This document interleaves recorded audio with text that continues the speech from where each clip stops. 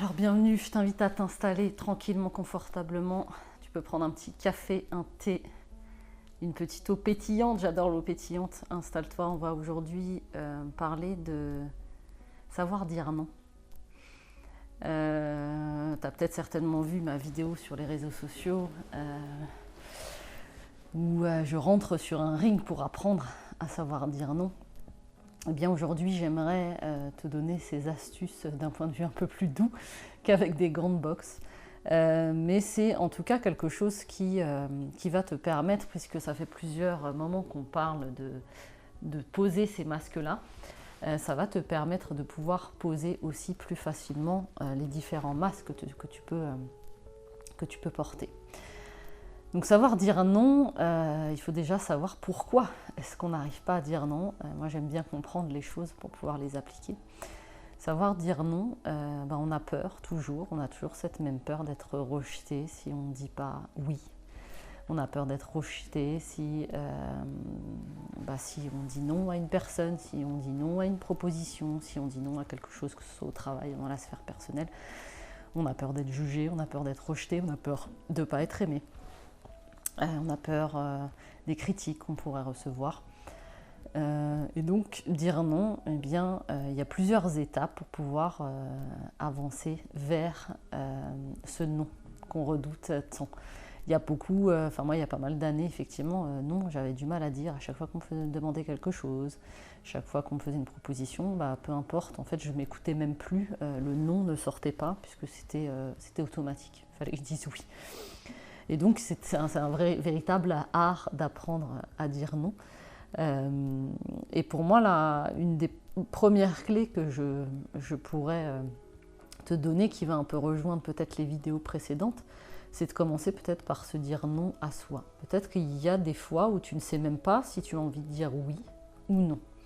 Mais comme tu auras mis en place pas mal de clés que je t'ai déjà données dans les vidéos précédentes, peut-être que tu vas commencer à répéter des phrases au niveau de ta gratitude par rapport à toi. Peut-être que tu as mis en place des changements dans ta vie qui vont te permettre de te reconnecter petit à petit à qui tu es et donc de aussi t'autoriser à te dire non. Aujourd'hui, je n'ai pas envie de faire ça, j'ai envie de prendre un temps pour moi.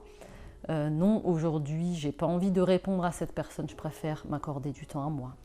Je pense que la première personne la plus peut-être accessible à convaincre, ça va être toi. Donc peut-être qu'à toi, tu vas déjà pouvoir te dire non sur des choses que tu fais et que tu n'as pas forcément envie de faire, qui ne correspondent pas forcément à tes besoins. Donc dans un premier temps, tu pourrais déjà commencer à te dire non à toi. Ensuite, quand tu auras déjà avancé bien dans cet exercice-là, tu vas pouvoir expérimenter ça avec le monde extérieur. Okay, donc avec le monde extérieur, mais en commençant par des petits noms. D'accord ? Ça peut être des petits noms sur des choses qui n'ont absolument aucune importance.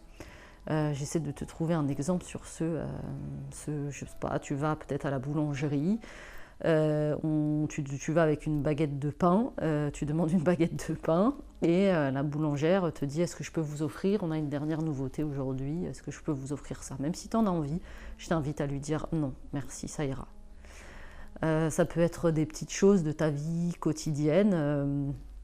J'essaie de réfléchir à quelque chose qui soit pas trop impactant pour toi. Ça peut être au travail, j'en sais rien, quelqu'un te demande de répondre au téléphone, non, je suis désolée, là je suis occupée.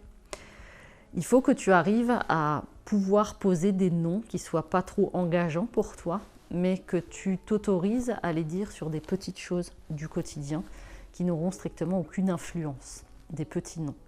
Et même si tu as envie de dire oui, juste de dire ok, aujourd'hui j'ai décidé de dire non, donc je vais mettre en place des petits noms. Quand tu auras avancé dans cette étape-là, une troisième étape qui pourrait être extrêmement intéressante aussi et qui va beaucoup t'aider, c'est que des fois on nous pose des questions ou on nous demande des choses et on a la sensation de devoir y répondre immédiatement. Et donc on peut avoir tendance à prendre à prendre une option et à prendre une décision qui soit trop rapide et qu'on regrette après. Et qu'on se dise, purée, mais pourquoi j'ai pas réussi à dire non? Pourquoi j'ai pas réussi à dire ça alors que je voulais pas du tout dire ça? Et finalement, on s'en veut. Donc quand tu es dans la difficulté que tu peux traverser, que j'ai traversé moi-même, de ne pas réussir à dire non à quelqu'un qui me demande quelque chose, eh bien, je t'invite à prendre cette habitude de dire, écoute, j'ai besoin de réfléchir, j'aimerais bien pouvoir te répondre plus tard. Est-ce que ça te pose un problème? Quand normalement quelqu'un te demande ça, à moins que ce soit quelqu'un de très insistant, la personne va dire, il n'y a pas de souci, réfléchis, tu reviens vers moi plus tard. Et le fait de mettre cette distance de réponse, ça te permet, toi, de te dire, ok, est-ce que j'ai vraiment envie ou est-ce que j'ai pas envie? Donc est-ce que j'ai envie de dire oui ou est-ce que j'ai envie de dire non? Et le fait d'avoir l'impression de ne pas être dans l'urgence, ça va pouvoir te permettre de peut-être poser ton non plus facilement. Moi, j'ai beaucoup utilisé cette technique parce que j'avais toujours l'impression qu'il fallait que je réponde dans l'urgence et que la personne attendait absolument une réponse tout de suite. Moi, ça m'a permis de prendre cette distance-là. Et ça a aidé beaucoup de femmes que j'ai pu accompagner de dire, écoute, là, je ne peux pas te répondre tout de suite, je suis désolée, je te répondrai un peu plus tard. Donc la personne, si elle attend une réponse tout de suite, tant pis, elle attendra. Mais en tout cas, tu dis ni oui, ni non. Et ça t'évite d'avoir à poser ce non que tu as encore des difficultés à poser. Tu lui dis, écoute, j'ai besoin de temps. Je préfère prendre un temps et je reviendrai vers toi un peu plus tard. Et quand tu reviens vers la personne, là, c'est toi qui prends les rênes et c'est toi qui décides. Tu as bien réfléchi, tu as pris le temps de réfléchir si c'était OK ou pas pour toi. Ça peut être des choses très simples de la vie quotidienne. Une copine qui t'appelle, qui te dit, écoute, on pourrait se faire un resto samedi soir ou j'en sais rien. Écoute, je vois et je te réponds un peu plus tard. Ça t'évite après de te dire, moi ça m'est déjà arrivé de dire oui, alors que le samedi soir, j'aurais plutôt envie de me reposer ou de faire autre chose. Et après, je me suis retrouvée frustrée parce que je n'avais pas réussi à dire non. Donc le fait si j'avais fait cette chose-là, écoute, je te rappelle plus tard et je te dis si c'est OK ou pas. Et après, j'aurais peut-être pu lui dire, écoute, non, c'est pas possible, je suis fatiguée ou peu importe.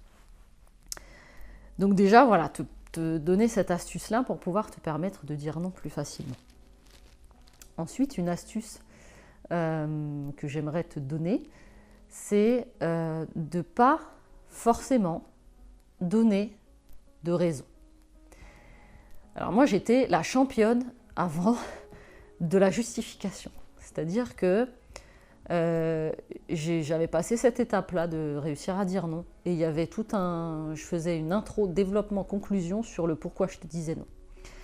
Ça va venir totalement décrédibiliser ton non. Parce qu'on va sentir ton immense culpabilité de dire non. Donc moi, j'étais capable de... je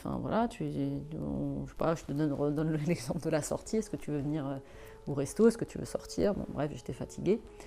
Et donc, il y avait un non qui se mettait en place. Et puis la personne, elle serait restée là-dessus. Mais moi, j'avais une forme de culpabilité d'être rejetée, de me dire « Oh mince, ça va plus m'aimer » ou de ce genre de choses.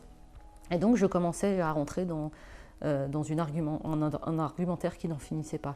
Non, alors je ne vais pas pouvoir venir parce que j'ai ci, j'ai ça, et je dois faire ci, et puis après, le lendemain, je vais être fatiguée, machin, et trucs. Bref, je rentrais dans un argumentaire qui n'en finissait pas. Donc, ça va venir un peu décrédibiliser totalement ton non et te mettre dans une position de culpabilité pleine.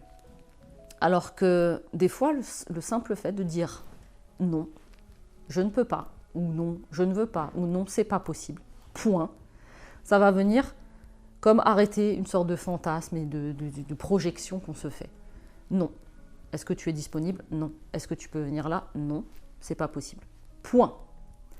Ça va être compliqué au départ. En tout cas, moi, c'est une des choses qui a été le plus compliqué parce que j'avais tendance vraiment à me justifier de peur de blesser la personne, de peur d'être rejetée. On a toujours cette blessure-là qui revient et cette peur-là de ne pas faire partie d'un groupe.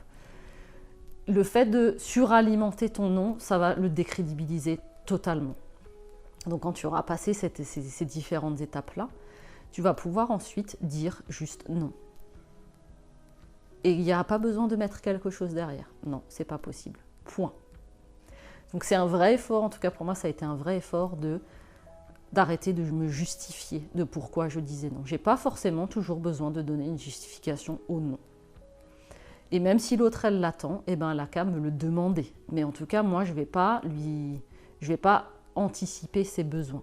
C'est-à-dire que c'est non et point. Et très souvent, la personne, elle va rester sur le non et il n'y aura aucun problème. Mais le fait de le faire une première fois, c'est toujours la première fois la plus difficile à mettre en avant. Quand tu vas te rendre compte que la première fois que tu as dit non sans justification, il ne s'est absolument rien passé. Tu vas te dire, ok, je peux continuer à le faire. Tout va bien, je suis toujours en vie, tout le monde est en vie, tout le monde est en bonne santé. Tout va très bien, je peux continuer à dire non sans justification.